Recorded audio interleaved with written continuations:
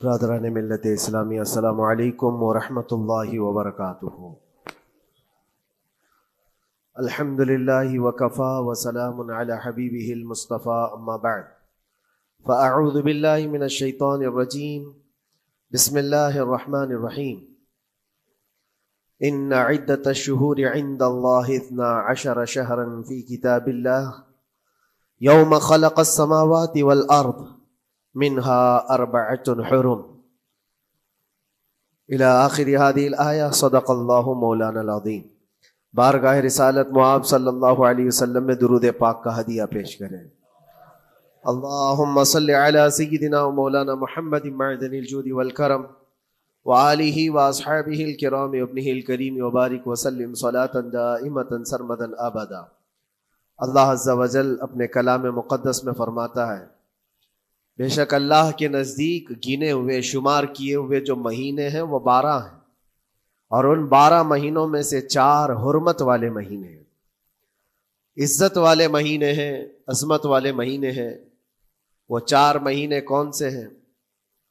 مسلسل ترتیب کے ساتھ ذوالقعدہ، ذی الحجہ اور محرم، اور 4تھا مہینہ رجب المرجب جس میں ہم اور آپ زندگی گزار رہے ہیں۔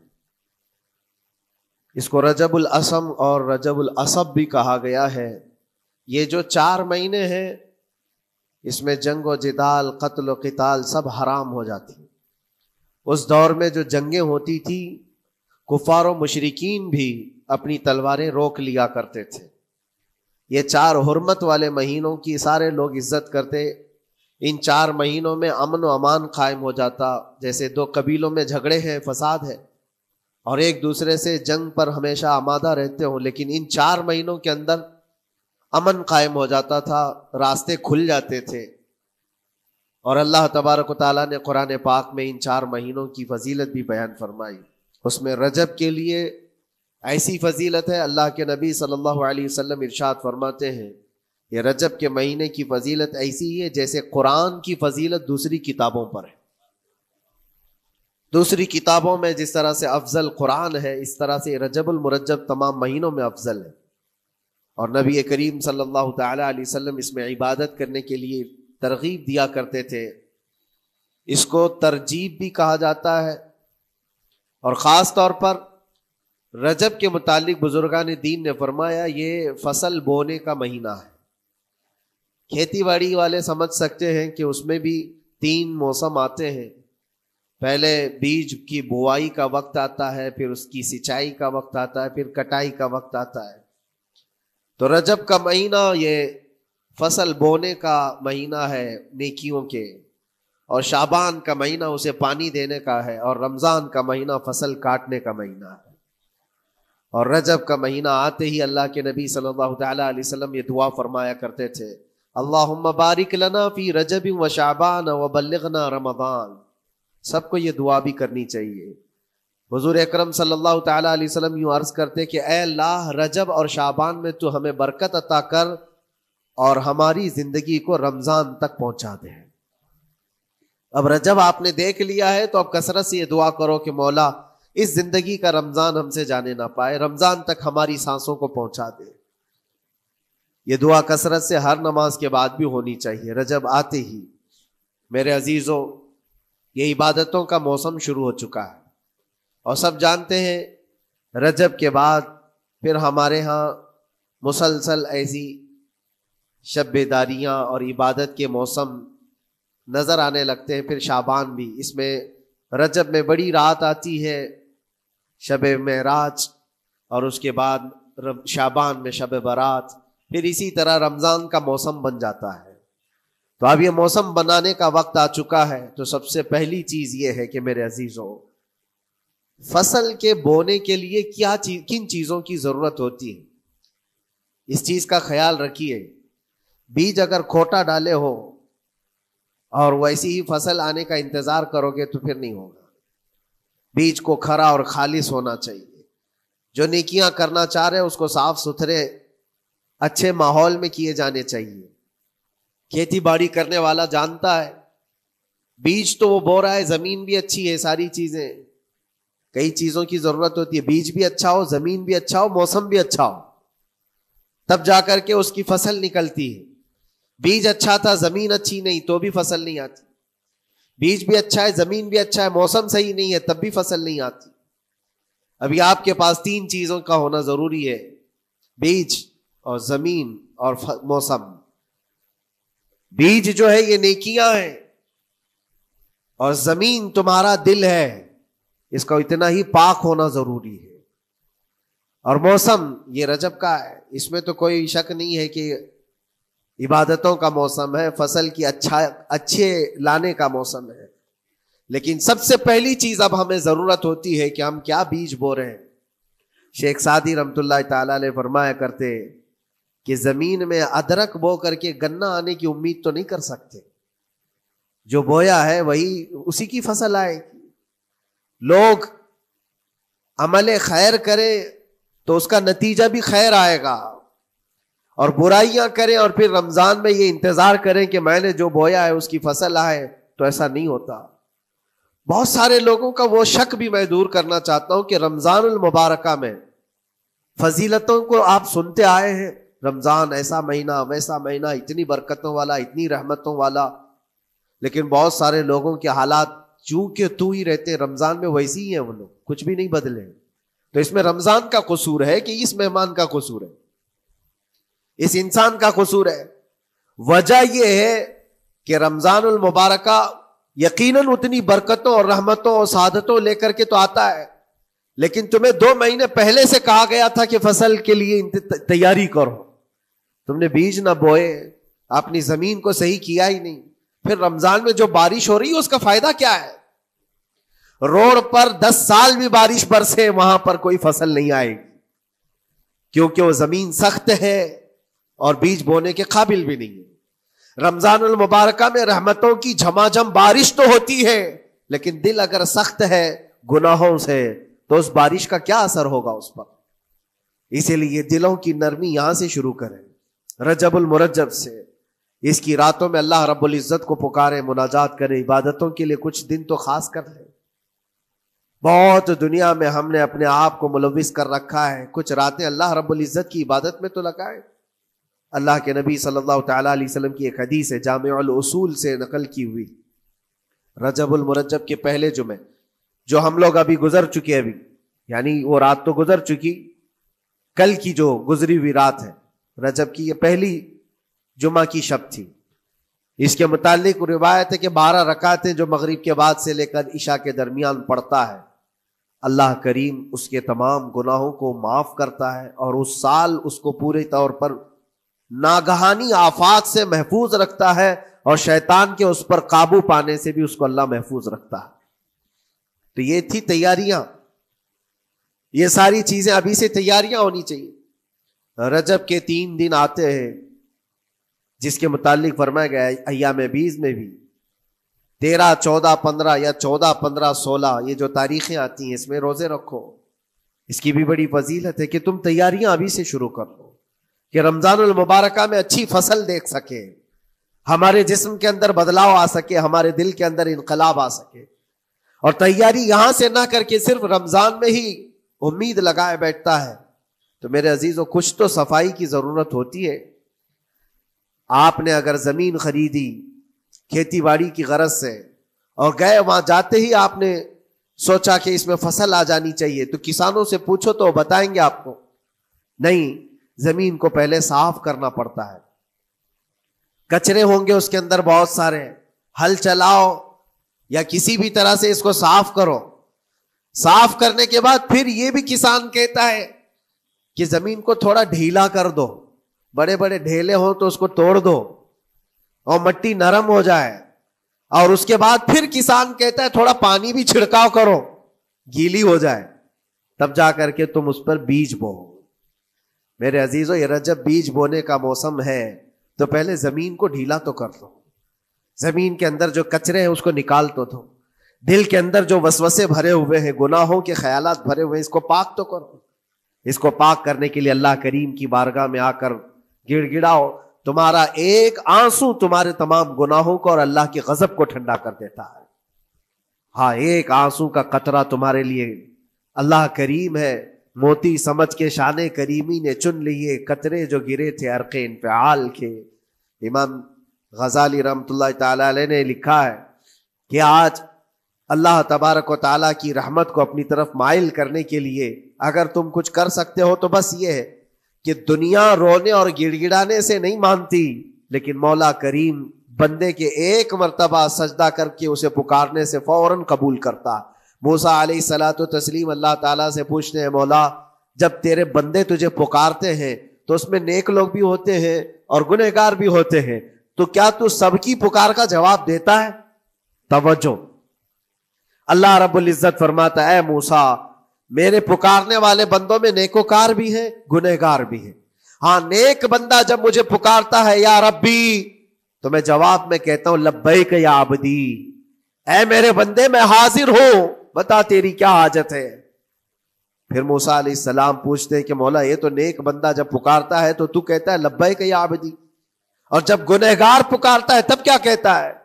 رب تعالیٰ فرماتا ہے جب میرا گنہگار بندہ مجھے پکارتا ہے یا ربی تو میں اس کے جواب میں 70 بار لبیک یا عبدی کہتا ہوں. ایک بار پکارے 70 بار جواب. ایسا کیوں ہے؟ تو فرماتا ہے میرا رب نیکوکار کو اس کی نیکیوں پر بھروسہ ہے کہ اللہ معاف کرے، اور گنہگار کو صرف میری رحمت پر بھروسہ ہے. اس کے پاس ہے کچھ نہیں، اس کے آس پاس وہ نظر ڈالتا ہے میں نے کوئی ایسی نیکی رکھی نہیں ہے، صرف اللہ رب العزت کی رحمت ہے جو مجھے معاف کر سکتی ہے. وہ مجھ پر یقین کر کے پکارتا ہے، اس لیے اس کے سوال کا میں بار بار جواب دیتا ہوں. عزیزان گرامی وقار، اقبال نے سچ ہی کہا تھا ہم تو مائل بکرم ہے کوئی سائل ہی نہیں. یہ رب تبارک و تعالیٰ کی طرف سے ہے کہ اللہ تبارک و تعالیٰ کرم پر کرم کرنے کے لیے موقع عنایت کرتا ہے. یا بندے کو آنے کا موقع ہی نہیں ہے، بندہ آنا نہیں چاہتا ہے. اس سے پہلے کہ تمہارے ساری چیزیں بند ہو جائیں، دروازے ختم ہو جائیں، اللہ رب العزت کی بارگاہ میں آؤ اور اسے پکارو. یقیناً یہ تمام چیزیں تمہاری زندگی میں انقلاب لاتی ہیں، بہت بڑی تبدیلی لاتی ہیں. عزیزان گرامی، پھر میں یہ عرض کرتا ہوں کہ رجب کے اس مہینے میں دل کو نرم کرنا بہت ضروری ہے. دلوں کی سختیاں آج گناہوں کی طرف مائل کرتی ہیں.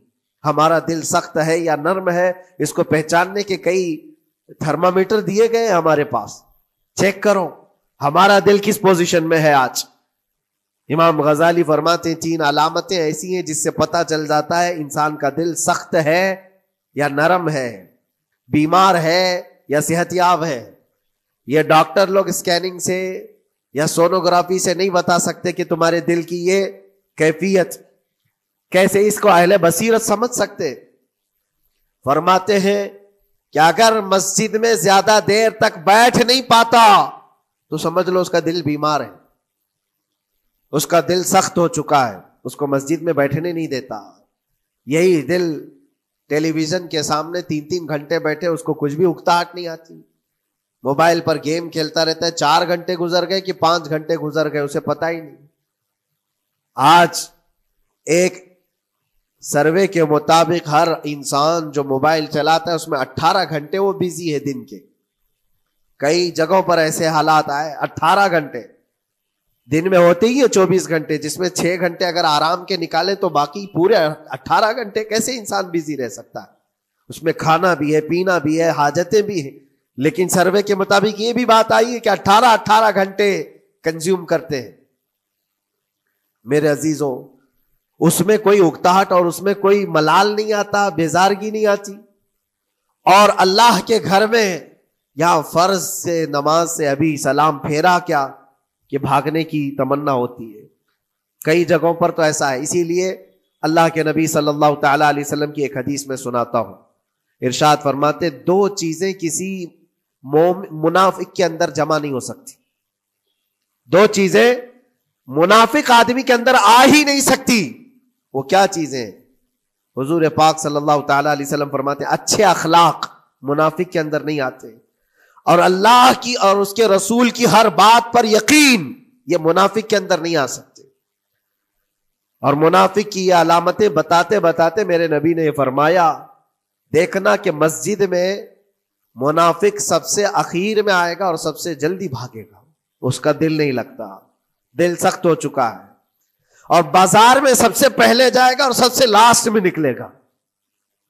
بازار اس کے دل لگنے کی جگہ ہے، اس کے وہاں پر تفریح کی جگہ ہے. اور مومن کی علامت یہ فرمایا کہ مومن مسجد میں جلدی آتا ہے اور دیر سے جاتا ہے، اس کا دل لگا رہتا ہے. اور مومن بازار میں لوگوں کے شروعات میں نہیں، اپنی ضرورت کے مطابق گیا اور نکل آیا. اور فرماتے ہیں میرے آقا صلی اللہ علیہ وسلم، روئے زمین پر سب سے اچھی جگہوں میں سے کوئی جگہ ہے تو اللہ کا گھر ہے، مسجد ہے. اور سب سے بری جگہوں کے متعلق فرمایا وہ بازار ہے. اب یہاں پر دلوں کے متعلق میں عرض کر رہا ہوں کہ کس کا دل کس پوزیشن میں ہے، اسے آج خود آزما لینا چاہیے. دوسری علامت، امام غزالی فرماتے ہیں قرآن پاک کھولے گا وہ صفحہ 2 صفحہ سے زیادہ پڑھ نہیں پائے گا، بند کرنے کا دل کرے گا. یہ تو چھوڑو اٹھانے کے بعد پڑھنے نہ پڑھنے کی بات ہے، کچھ تو چھونا بھی نہیں چاہتے، اٹھاتے ہی نہیں. سال پورا ہو گیا تو قرآن پکڑتے نہیں، تو پھر دل کی کیفیت کیا ہو چکی ہوگی، دل کیسا مریض ہوگا. بعض لوگ ہم سے یہ کہتے بھی تھے کہ حضرت پڑھنا تو آتا نہیں، کیا کریں گے قرآن کا. کہا اٹھانا تو آتا ہے. میں نے ان سے پوچھا قرآن اٹھانا تو آتا ہے، جب قسم کھانے کی بات ہوتی ہے تو کیسے قرآن اٹھا لیتے ہو، سر پہ رکھ لیتے ہو.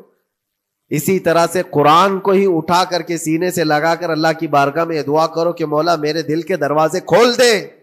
اور قرآن کوئی سخت چیز نہیں ہے، اللہ وعدہ فرما رہا ہے ہم نے قرآن یاد کرنے کے لیے آسان بنایا ہے. کوئی یاد کرنے والا، وہ خود قرآن تمہارے دل میں اتر جائے گا. کوشش کرو. دل کی بیماری کی 2 علامتیں میں نے بتایا. اگر بیمار دل ہے تو زیادہ یہاں بیٹھ نہیں سکتا اور زیادہ دیر قرآن پڑھ نہیں پاتا. تیسری بات فرماتے ہیں کہ تیسری علامت یہ ہے کہ ہمارا دل اگر سخت ہو چکا ہے تو جیب میں پیسے ہوں گے لیکن کوئی مانگ رہا ہوگا اللہ کے نام پر، دینے کی طبیعت نہیں ہے، کہیں دینے کی طبیعت نہیں کرتی. اور یہ چیز ہاتھ اٹھانے کو تمہارا دل نہیں کرتا تو سمجھ جاؤ کہ دل بیمار ہے. اور دل کی بیماری لے کر کے اگر کوئی رجب میں سوچتا ہے کہ میں بیج بوؤں گا تو کیا فائدے کا، زمین سخت ہے، زمین سخت ہے اور اس پر بارش بھی ہوگی تو کچھ فرق نہیں پڑتا، فصل نہیں آئے گی. دل کو نرم کرو. اور ایک علامت میں بتاؤں، اور ایک علامت کہ دل نرم ہے یا سخت ہے، اس کی ایک علامت یہ بھی ہے، اللہ کا جب ذکر کرے، جنت کا جب ذکر کرے، جہنم کے عذابات کا ذکر کرے، قبر کے معاملات کا ذکر کرے، حشر کے سوالات کا ذکر کرے، تو اس کی آنکھیں ڈبڈبا جائیں اور آنسو نکل آنے لگیں. قرآن کی آیتیں سن کر کے اس کا دل ہلنے لگے اور آنسو آ گئے تو سمجھ جاؤ کہ اس کا دل نرم ہے. ابھی اس کا دل بیمار نہیں ہوا، ابھی اس کا دل بیمار نہیں ہوا. لیکن یہاں تو پوزیشن الگ ہے، سچویشن الگ ہے. ہم تو پتہ نہیں کن کن چیزوں میں رو لیتے ہیں، لیکن اللہ کا کلام سنتے ہوئے کسی کے کان پر جوں بھی نہیں رینگتی. لوگ تو گانوں پر تھرکنے والے اور نغموں پر اچھل کود کرنے والے وجد کی بات کرتے ہیں، لیکن اللہ کا کلام پڑھنے پر کوئی کسی کو وجد کیوں نہیں آتا. یہ ایمان کی علامت ہے. قرآن میں اللہ نے فرمایا وَإِذَا تُلِيَتْ عَلَيْهِمْ آيَاتُهُ زَادَتْهُمْ ایمانا. جب اللہ کی آیتیں ان پر تلاوت کی جاتی ہیں، مومنین پر، ان کا ایمان بڑھ جاتا ہے. کیا آپ امام کے پیچھے قرات سن کر کے اپنے دل میں ہلچل محسوس کرتے ہیں؟ سننے کی طبیعت کرتی ہے. بلکہ ادھر نماز پڑھ کر کے جانے کے بعد آدھے گھنٹے کے بعد پوچھے آج پہلی رکعت میں کیا پڑھا تھا، دوسری رکعت میں کیا پڑھا، آپ کو پتہ ہی نہیں رہتا. یاد ہی نہیں امام صاحب کیا پڑھ رہے تھے، میں تو دکان کا حساب کتاب کر رہا تھا، کیا خبر ہے کہ انہوں نے کیا پڑھا. تو قرآن کو توجہ سے پڑھے ہوتے تو تمہارے دل میں بھی وہ باتیں اثر کر رہی ہوتی. میرے عزیزوں، کتنے ایسے لوگ ہیں جو صرف اور صرف قرآن پاک کی تلاوت کی وجہ سے دلوں کو نرم کر دیا گیا ہے. میں اسی بات پر آج فوکس کر کے ختم کر دوں گا. رجب المرجب بیج بونے کا موسم ہے تو دل کے نرمی کے ساتھ ہی بیج بو، کیونکہ یہ زمین ہے تمہاری، اور زمین نرم نہ ہو تو کتنی بھی نیکیاں کرو کیا فائدے کی. دل سخت ہے، گناہوں سے لبریز ہے، اور دل کو نرم کرنے کا علاج 2 چیزیں بتائی گئی، کریں گے انشاءاللہ. 2 چیزیں بڑی آسان ہیں. اگر دل کو نرم کرنا ہے تو دو چیزیں فرمائی گئی، کثرت سے قرآن پاک کی تلاوت کرو یا کثرت سے میرے نبی پر درود پاک پڑھا کرو. دو چیزیں کر کے دیکھو، تمہارا دل نرم ہو جائے گا. اور بھی دوسری علامت، دوسرے علاج بھی میرے آقا نے فرمایا. ایک صحابی آئے تھے، انہوں نے عرض کیا یا رسول اللہ صلی اللہ علیہ وسلم، لوگ آپ کے پیچھے نماز پڑھتے ہیں تو زاروں قطار رونے لگتے ہیں، جب آپ دعا کرتے ہیں تو وہ دھاڑے مار کر کے روتے ہیں. میں کبھی رو نہیں پاتا، میرا رونا نہیں آتا، میں بھی قرآن سنتا ہوں، میں بھی آپ کے پیچھے نماز پڑھتا ہوں. تو حضور پاک صلی اللہ علیہ وسلم نے فرمایا تمہارا دل سخت ہو گیا ہے، تمہارا دل سخت ہو گیا ہے. انہوں نے کہا کیا کروں، علاج کیا ہے اس کا؟ وہ مسیحا امت ہے میرے آقا، ہر ایک کا علاج جانتے ہیں، کس کو کون سا علاج دینا ہے. نبی پاک صلی اللہ تعالی علیہ وسلم فرماتے ہیں جاؤ کسی یتیم بچے کے سر پر ہاتھ پھیرو، اللہ تمہارا دل نرم کرے گا. ان کے لیے وہ علاج رکھا گیا تھا. جس کو جیسا علاج بتایا میرے آقا صلی اللہ علیہ وسلم نے، کسی یتیم کے سر پر ہاتھ پھیرو، دل نرم ہوگا. لیکن دل کے نرم ہونے کے علاج اللہ کے نبی صلی اللہ علیہ وسلم کے شفا خانے میں ہے. ہاتھ سے آپ کثرت سے درود پاک پڑھو، پھر دیکھو آپ کے دل کے اندر انقلاب آتا ہے یا نہیں آتا. آپ کے چہرے کا نور بڑھ جائے گا، زبان کا اثر بڑھ جائے گا، عمل خیر کی طرف رغبت بڑھ جائے گی. کثرت سے جب بندہ حضور پاک صلی اللہ علیہ وسلم پر درود پڑھتا ہے، اس کی زبان سے جھوٹ نکل جاتا ہے، گالی اس کی زبان پر نہیں آ پاتی ہے، کیونکہ وہ پاک کرتا چلا جاتا ہے اپنی زبان کو اللہ کے نبی کا نام لے کر کے. میرے عزیزو، اس میں دقت کیا ہے درود پاک کثرت سے پڑھنے میں؟ آپ جہاں چل رہے ہو، پھر رہے ہو، اٹھ رہے ہو، بیٹھ رہے ہو، انتظار میں ہو، سونے کے لیے جا رہے ہو، زبان ہی تو ہلانا ہے میرے نبی پاک صلی اللہ علیہ وسلم کی بارگاہ میں درود پڑھ کر کے. اور ضروری نہیں ہے کہ بہت لمبے لمبے درود پاک آپ کو یاد کرنے ہو. صلی اللہ علیہ وسلم بھی پڑھ لیا تو یہ درود پاک ہے، یہ درود پاک ہے. یا تو پھر الصلاۃ والسلام علیک یا رسول اللہ کہتا ہے تو یہ بھی درود پاک ہے، درود پاک ہے یہ. اور دل جب نرم ہو جائے گا تو انشاءاللہ العزیز آپ اس کے اثر بھی دیکھیں گے، اس کے اثر بھی دیکھیں. کیسے کیسے لوگوں کی بات میں کروں میرے عزیزوں. آپ کو پتا ہے تاریخ کے اوراق الٹ کر کے دیکھو. ایک صحابی حضرت نعیم وہ راستے پر گزر رہے تھے، دیکھا ایک کڑیل جوان مکہ کا جس کو سارے لوگ دیکھ کر پہلوان کہتے اور ڈرتے تھے، گھبراتے تھے. 27 سال کا کڑیل جوان ہے اور ہاتھ میں تلوار کھینچے ہوئے تیزی سے آ رہا ہے. یہ پہلوان کوئی اور نہیں عمر ابن خطاب ہے. حضرت نعیم کہتے دیکھ کر کے میں گھبرا گیا، اتنی تیز اور ترار چال اور چمکتی ہوئی تلوار، کہاں کا ارادہ ہے؟ پوچھا حضرت نعیم نے کہاں جا رہے ہو؟ عمر ابن خطاب نے کہا محمد کا قتل کرنے جا رہا ہوں. معاذ اللہ رب العالمین. اس لیے کہ ایمان لائے ہوئے نہیں تھے.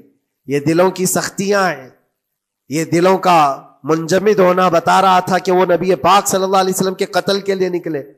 حضرت نعیم نے صرف راستہ روکنے کے لیے ان سے کہا ان کا بعد میں قتل کرنا، پہلے تیری بہن اور بہنوی کا گھر بھی دیکھ لے، وہ بھی تو کلمہ پڑھ رہے ہیں، وہ بھی تو کلمہ پڑھ رہے ہیں اسی رسول کا. تو غصہ اور بڑھ گیا کہ میرے گھر میں یہ ہو چکا ہے، میں تو جس کا قتل کرنے جا رہا ہوں وہ میرے گھر تک آیا ہوا ہے. کہا پہلے میری بہن اور بہنوی کا کام تمام کرتا ہوں. اسی غرض سے وہ آئے تھے. اور جس وقت اپنے بہن کے گھر کے باہر کھڑے تھے، اتفاق ایسا کہ اندر سے قرآن کے پڑھنے کی آواز آ رہی تھی. ایک صحابی حضرت خباب، وہ قرآن پڑھا رہے تھے حضرت عمر کی بہن کو اور ان کے بہنوی کو. اور کیا بہترین انداز رہا ہوگا، جو رسول اللہ سے ڈائریکٹ سنے ہوئے لوگ تھے. اللہ کا کلام اترا ہوا ہے جن کے اوپر، وہ اس وقت حاضر رہے ہوئے لوگ ہیں، قرآن کو پڑھ رہے تھے. طٰہٰ ما انزلنا علیک القرآن لتشقی الا تذکرۃ لمن یخشی. عرب لوگ اچھی طرح سے جانتے تھے ایک ایک حرف کا معنی کیا ہوتا ہے، وہ عربی جانتے تھے، ان کی مادری زبان تھی. اور اس قرآن کے اندر جو مٹھاس تھی، عمر ابن خطاب کان لگا کر سنتے رہے سنتے رہے سنتے رہے. لیکن غصہ جو اندر سے تھا، دل کی جو سختی تھی، آئے تھے مارنے کے لیے، دروازہ زور زور سے ٹھوکنے لگ گئے. اندر لوگ ڈر گئے. حضرت خباب کو چھپا دیا، بہن اور بہنوی نے دروازہ کھولا. دروازہ کھلتے ہی ان پر حملہ آور ہو گئے. عمر ابن خطاب مارا، اپنے بہنوی کو بہت مارا کہ تم یہ کیا کر رہے ہو، دین بدل چکے ہو، یعنی تم یہاں سے نکل کر کے دوسری جگہ چلے گئے ہو, صحابی ہو گئے ہو, اپنی بہن کو بھی مارا یہاں تک کہ ان کی ناک پھٹ گئی. جب لہو لہان ہو گئے تو عمر ابن خطاب نے دیکھا کہ میں اپنی بہن اور اپنی بھائی کو مار رہا ہوں. پھر تھوڑی دیر کے لیے دل میں رحم آیا. اور دل میں رحم آیا کس چیز کا, کس چیز کی وجہ سے نرم ہوا دل میرے عزیزوں؟ بھائی اپنے بہنوئی کی اور اپنی بہن کی پٹائی کو دیکھ کر کے نہیں, ان کو دیکھا تھوڑی دیر کے بعد اور کہا چلو چھوڑو جانے دو, جو ہوا سو ہوا, لیکن جو تم لوگ پڑھ رہے تھے میرے آنے کے وقت مجھے دوبارہ پھر سے سنا دو. وہ کیا کلام تھا, وہ کون سا کلام تھا؟ اتنا سننا تھا کہ بہن نے محسوس کر لیا کہ دل کی نرمی کا دروازہ کھل چکا ہے. یہ قرآن ہے جس نے دلوں کے دروازے کھولے ہیں, مکہ والوں کے قرآن ہے. دل کی نرمی کی طرف دروازہ کھل چکا ہے. تو عمر ابن خطاب سے کہا کہ تم غسل کر لو, تم پاک ہو جاؤ, ہم قرآن تمہیں سناتے ہیں. اور انہیں پاک کیا گیا تو حضرت خباب جلدی سے باہر آئے, کہا میں سناتا ہوں. حضرت عمر کو جب یہ آیتیں سنائی گئی جھوم کر کے سننے لگے. قرآن کی وہ آیتیں 16 یا 17 آیتیں ہی سن پائے تھے کہ ان کے جسم کے اندر راشا تاری ہوا, کپ کپی آئی. کہا کہ چلو محمد کے پاس صلی اللہ تعالی علیہ وسلم, مجھے لے کر کے چلو, میں ان سے بات کرنا چاہتا ہوں. میرے عزیزو, بھائی اور بہنوی اور بہن لے کر کے چلے.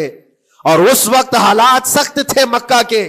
حضور پاک صلی اللہ تعالی علیہ وسلم کے پاس 39 صحابہ تھے جو ایمان لائے ہوئے, اور پہرے داری میں امیر حمزہ کھڑے رہتے تھے کہ کوئی آئے گا تو میں اس کی برابر خبرگیری کروں گا. عمر ابن خطاب کو تلوار لٹکاتے ہوئے آتے دیکھا تو صحابہ گھبرا گئے. مکہ کا بڑا پہلوان ہے, اس کو بھڑکا کر کے لوگوں نے بھیج دیا ہوگا, اب کیا ہوگا؟ یہ پٹائی بہت بری طرح سے سب کی کرے گا, غریب صحابہ ہے, اور حضور پر ہاتھ نہ اٹھا دے. سب ڈرنے لگے. حضور پاک صلی اللہ علیہ وسلم سے آ کر کہنے لگے کہ یا رسول اللہ صلی اللہ علیہ وسلم, عمر آ رہا ہے اور ہاتھ میں تلوار ہے. اللہ کے نبی صلی اللہ علیہ وسلم نے فرمایا وہ میری گردن نہیں, اپنی گردن دینے آ رہا ہے. وہ میری گردن لینے نہیں, اپنی گردن دینے آ رہا ہے. وہ مخبر صادق صلی اللہ علیہ وسلم جانتے ہیں کون میرا غلام ہے اور کون منافق ہے. عمر ابن خطاب آئے تو حضور نے فرمایا راستہ دے دو. آتے ہی انہوں نے تلوار زمین پر پھینک دی. چہرے جمال جہاں آرا کو دیکھا. حضور پاک صلی اللہ تعالی علیہ وسلم سے پوچھا, پھر وہ آیتیں سنائے. اب سوچو میرے عزیزو, صحابی سے سننا, یہاں تو ہم قاری قرآن سے سنتے ہیں قرآن کی آیتیں 1400 سال کے بعد. آج بھی قرآن کا وہ اثر لگتا ہے دل کے اوپر. یہ ان سے جو 1400 سال کے بعد جس قاری قرآن سے سنا وہ تو صحابہ سے سنے تھے, اور صحابہ سے بڑھ کر کے اللہ کے نبی سے جو قرآن سنا ہو, خود نبی پاک کی زبان اقدس سے. اور جب اللہ کے نبی صلی اللہ تعالی علیہ وسلم نے آیتیں تلاوت کی, عمر ابن خطاب کی آنکھوں سے آنسو شروع ہو گئے, زارو قطار رونے لگے, اور پھر پکار کر کہا اشہد ان لا الہ الا اللہ واشہد انک رسول اللہ. میں گواہی دیتا ہوں کہ اللہ کے سوا کوئی معبود نہیں, اور میں گواہی دیتا ہوں کہ آپ اللہ کے رسول ہیں. میرے عزیزو, عمر ابن خطاب رضی اللہ تعالیٰ عنہ کو اس طرف لانے والا, دل کو نرم کرنے والا, یہ قرآن پاک اللہ کا کلام ہی تو ہے. آج گناہوں سے اس پر بہت ساری پرت جم گئی ہے. ہمارے دلوں کے حالات ایسے ہو گئے, قرآن اٹھاؤ دلوں کو نرم کر دے گا. اور رجب المرجب میں قرآن کو پڑھو گے زمین نرم ہو جائے گی, اور پھر اس کی برکتیں تم رمضان میں دیکھو گے. ایک دو نہیں, ہزاروں ایسی ہیں. ایک ایسے مشہور ڈاکو, بغداد کے لوگ ڈرتے تھے, بغداد کے لوگ اتنا ڈرتے تھے کہ جو بھی قافلہ جائے گا لٹ جائے گا.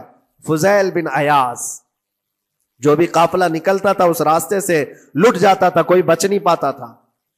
اور ایک قافلہ آ رہا تھا عرب سے, اور مال تجارت لے کر بغداد کی طرف جا رہا تھا. تو قافلے والوں نے یہ مشورہ کیا کہ یہ جو قافلہ جا رہا ہے یہ اس راستے سے جا رہا ہے. فضیل بن عیاض ڈاکوؤں کا سردار وہاں رہتا ہے, بہت سارے ڈاکو اس کے ساتھ ہیں, وہ تو رہزن ہے, راستے پر روک کر کے مال لوٹ لیتے ہیں. تو قافلے میں ایک قاری قرآن تھے, انہوں نے کہا ٹھیک ہے اب راستے پر آ ہی چکے ہیں تو کیا کر سکتے ہیں, چلو بیٹھ کر کے نکلتے ہیں, میں قرآن کی تلاوت کرتا رہوں گا اونٹ پر بیٹھ کر کے, اللہ کریم اس برکت سے ہمارا راستہ آسان کر دے گا. قاری قرآن نے قرآن کی تلاوت شروع کر دی, اور جب وہ راستہ آیا جو فضیل بن عیاض کا تھا, فضیل بن عیاض ایسی ڈاکہ زنی اور ایسی رہزنی میں مشہور آدمی, جن کے آس پاس، جن کے ہاتھ کے نیچے 1000 سے زیادہ ڈاکو کام کرتے ہوں. بغداد پورا ڈرتا تھا، پورے راستے وہاں پر کوئی بھی سلامت نہیں جا پاتا تھا.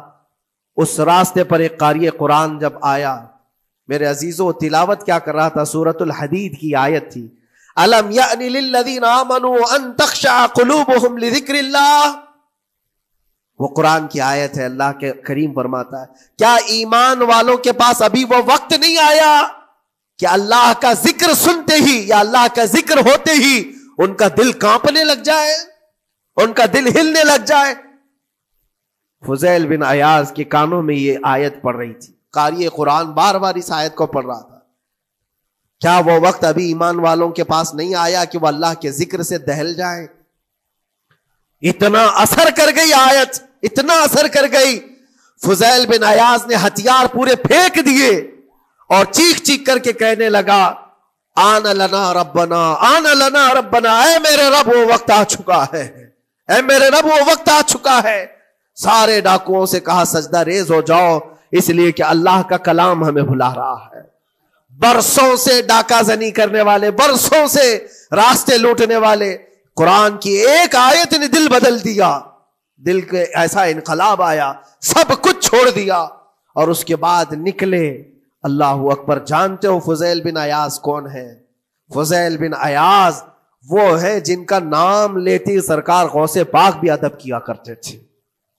فضیل بن عیاض اللہ تبارک و تعالیٰ نے ولایت کا وہ مقام عطا کر دیا. بڑے بڑے اولیاء کرام ان کے پاس آنے لگے. اپنے زمانہ جوانی کا زمانہ ڈاکہ زنی میں گزرا تھا، لیکن جب پھر وقت آیا توبہ کا اور دل کے بدلنے کا تو اللہ نے وہ مقام دیا. تاریخ میں آج بھی موجود ہے کئی سلسلے ایسے، سلسلے چشتیہ میں، اور کئی سلسلے ایسے ہیں جو فضیل بن عیاض سے ہو کر حضور پاک تک پہنچتے. فضیل بن عیاض ان کا نام ہے. اسی لیے میں کہتا ہوں میرے عزیزوں، قرآن پاک یہ دلوں کو نرم کرنے کا سب سے بڑا علاج ہے. زمین کو نرم کر دو اور اس کے بعد پھر بیج بو. دیکھو اسی لیے اقبال نے کہا تھا ذرا نم ہو تو بڑی زرخیز ہے یہ مٹی ساقی. یعنی یہ زمین تھوڑی سی نرم ہو جائے تو اس میں تو سونا چاندی یہ اگل سکتی ہے.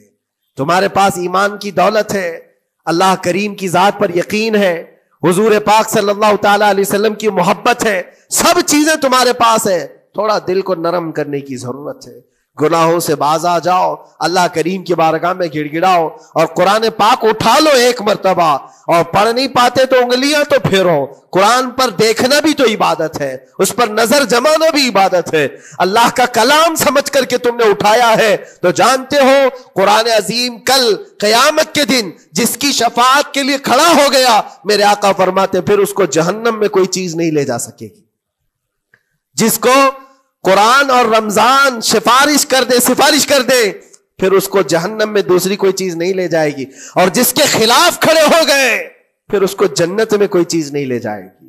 اس لیے میرے عزیزو اپنے دلوں کی نرمی کا یہ وقت ہے رجب المرجب، اور سب سے بہترین موقع ہے، عبادتوں کا موسم ہے. اور ساتھ ساتھ میں یہ بھی کہوں گا کہ اب ہم رجب المرجب کے ابتدائی دنوں میں ہیں، اور سنیوں کے لیے ایک بہت بڑی بات ہے کہ سرکار غریب نواز کی چھٹی بھی اسی میں موجود ہے، جو دلوں کو نرم کرنے کے لیے ہی تو آئے تھے. ہندوستان جو تشریف لائے تھے کس کام کے لیے آئے تھے؟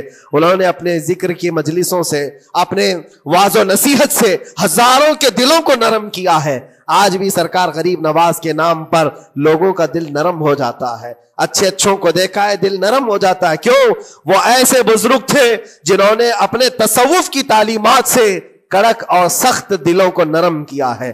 اللہ کریم نے ان کو ہمارے پاس جو بھیجا وہ عطائے رسول بن کر کے آئے. آج سرکار غریب نواز رضی اللہ تعالیٰ عنہ کے وسیلے سے میں اللہ کی بارگاہ میں دعا کروں گا، مولا اس رجب المرجب کی برکت سے اور غریب نواز کی وسیلے سے ہم سب کے دلوں کو نرم فرما دے. ہم سب کو یہ فصل، یہ موسم رجب المرجب کا بیج بونے کا، بہترین نیکیاں کرنے کی توفیق عطا فرما. ہمارے قدموں کو خیرات کی طرف بڑھا دے. ہم سب کو شر و فساد سے محفوظ فرما. حرام کاریوں سے ہمارے ہر عضو کی حفاظت فرما. رب العالمین اکرم الاکرمین قیامت کے دن تیرے نبی پاک صلی اللہ علیہ وسلم کے جھنڈے تلے ہم سب کا حشر فرما. وآخر دعوانا ان الحمد للہ رب العالمین. السلام.